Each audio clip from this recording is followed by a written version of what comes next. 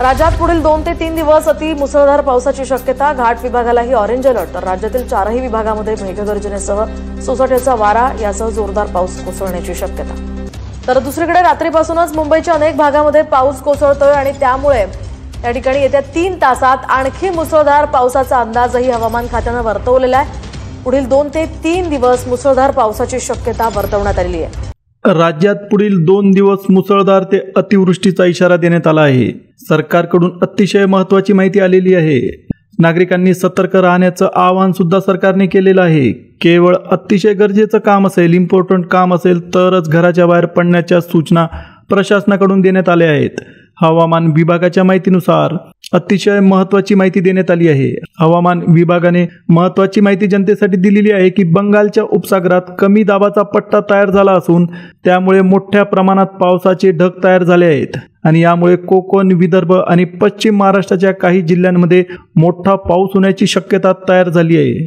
गेल्या काही दिवसांपासून पावसाने विश्रांती घेतली होती, पण आता तो पुन्हा ऍक्टिव्ह झाला आहे आणि जोरदारपणे धडक देण्याच्या परिस्थितीत आहे. याचा मोठा फटका जे जिल्हे समुद्राच्या किनारपट्टीवर आहेत त्यांना बसणार असून मुसळधार पावसासोबत जोरदार वारे वाहणार आहेत, विजा चमकणार आहेत आणि बऱ्याच ठिकाणी पूर सारखी परिस्थिती सुद्धा तयार होऊ शकते. त्यामुळे नद्यांना पूर येण्याची शक्यता शासनाकडून सांगण्यात आली आहे. तरी नागरिकांनी सतर्क राहण्याच्या सूचना सुद्धा सरकारने दिलेल्या आहेत. हवामान खात्याने याबद्दल अतिशय महत्त्वाची अपडेट दिली. हवामान खात्याचं म्हणणं आहे की कमी दाबाच्या क्षेत्रामुळे चक्रीवादळ तयार झालं आणि पुढील काही दिवसात ते मुंबई किनारपट्टीला धडकणार आहे. यासाठी आपत्ती व्यवस्थापन यंत्रणेला अलर्ट मोडवर ठेवण्यात आलं आहे. आता या चक्रीवादळाबद्दल विशेष काही बोलायचं झालं तर महाराष्ट्रात गेल्या 10 वर्षातील सगळ्यात मोठं चक्रीवादळ महाराष्ट्रात येणार असल्याची भीती हवामान खात्याने सांगितली आहे. येत्या 2 ते 3 दिवसात चक्रीवादळ राज्याच्या किनारपट्टीवर धडकणार असून त्याचा प्रचंड तडाखा किनारपट्टीवरील जिल्ह्यांना बसणार आहे. या वादळासोबत 150 ते 180 किलोमीटर वेगाने वारे वाहतील अशी अतिशय महत्त्वाची माहिती समोर आली आहे. हे वारे इतके प्रचंड वेगाने वाहतील की ज्यामुळे विजेचे खांब, झाड, घरं यांचं प्रचंड प्रमाणात नुकसान होईल आणि वाहतूक सुद्धा थांबू शकते. ग्रामीण भागातले बरेचसे घरं हे पत्र्याचे किंवा झोपडपट्ट्यांसारखे असतात, कच्च्या मातीचे असतात, त्यांना सुद्धा मोठ्या प्रमाणावर नुकसान होण्याची भीती सांगण्यात आली आहे. किनारपट्टीवरील भागात तर समुद्र खवळणार असून उंच लाटा सुद्धा उठतील. त्यामुळे भात, सोयाबीन, मक्का यासारख्या पिकांवर मोठं संकट येणार आहे.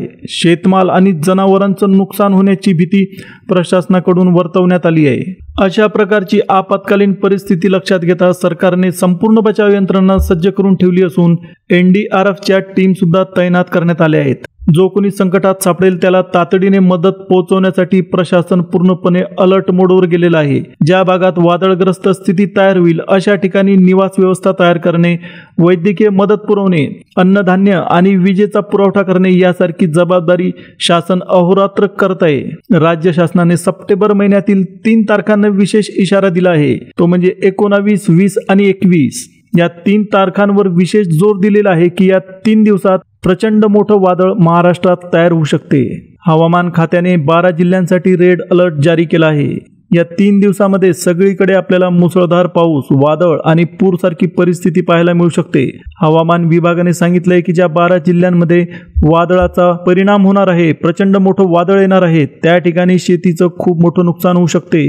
तसेच पूर आल्यास जनावर सुद्धा वाहून जाऊ शकतात आणि नागरिकांची घरं सुद्धा उद्ध्वस्त होऊ शकतात. त्यामुळे सगळ्यांनाच अलर्ट राहण्याची सूचना प्रशासनाकडून करण्यात आली आहे. राज्य सरकारने नागरिकांना महत्त्वाच्या सूचना दिल्या आहेत. अतिशय महत्त्वाचं काम असेल तरच घराबाहेर पडा.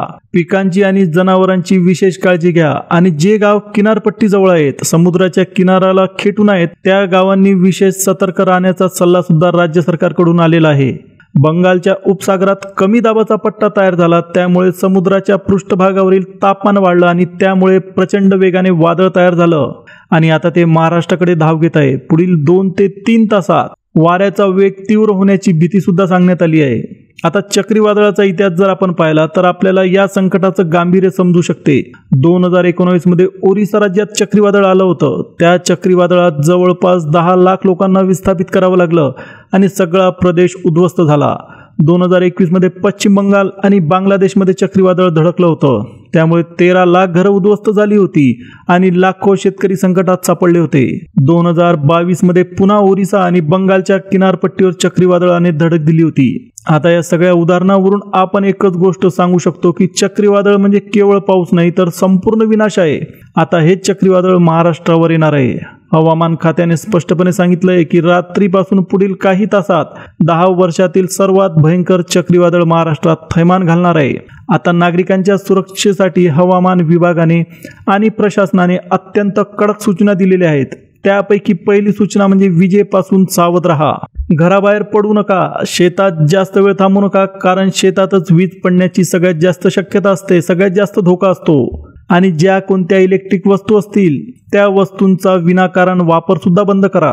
अशा पद्धतीच्या अतिशय महत्त्वाच्या कडक सूचना शासनाकडून देण्यात आलेल्या आहेत. हवामान खात्याने 12 जिल्ह्यांची यादी सुद्धा तयार केलेली आहे. आता ही यादी पाहून घेणं सुद्धा आपल्यासाठी अत्यंत गरजेचं असेल.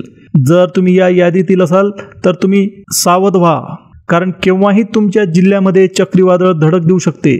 त्यामध्ये सगळ्यात पहिला जिल्हा आहे सिंधुदुर्ग, त्यानंतर येतो रत्नागिरी, रायगड, त्याच्यानंतरचा जिल्हा आहे मुंबई, ठाणे, पालघर, सांगली, सातारा, कोल्हापूर, त्याच्यानंतर आहे पुणे, सोलापूर, मुंबई शहर आणि मुंबई उपनगर. या 12 जिल्ह्यांपैकी जवळपास 6 ते 7 जिल्हे असे आहेत जे किनारपट्टी लगत आहेत, म्हणजे समुद्र किनाऱ्याला खिटून आहेत. या 12 जिल्ह्यांमध्ये सर्वाधिक नुकसान होण्याची शक्यता शासनाकडून सांगण्यात आली आहे. तर शेतकरी मित्रांनो, ही वेळ फार कठीण आहे. तुमची पिकं, जनावरं आणि मालमत्ता यांचं संरक्षण तुम्हाला करायचं आहे. याचं एक मोठं आव्हान तुमच्या समोर उभं राहिलेलं आहे. त्यामुळे हवामान खात्याचे इशारे तुम्ही वेळोवेळी तपासत राहा आणि ज्याही सूचना स्थानिक प्रशासनाकडून तुम्हाला करण्यात येतात त्या सूचनांचं पालन सुद्धा करा. आता हवामान विशेषज्ञ पंजाबराव डक यांनी सुद्धा अशा प्रकारचा इशारा दिलेला आहे. त्यांनी सुद्धा प्रचंड पावसाची आणि वादळाची शक्यता सांगितली आहे. तर मित्रांनो, पावसाची, वादळाची आणि हवामानाची ताजी अपडेट तुम्हाला वेळोवेळी मिळावेत म्हणून तुम्ही आमच्या YouTube चॅनलला लगेच सबस्क्राईब करा. व्हिडिओ आवडला असेल तर व्हिडिओला एक लाईक द्या आणि इतर सहकाऱ्यांपर्यंत हा व्हिडिओ शेअर करा, म्हणजे ते सुद्धा या वादळापासून सुरक्षित राहतील.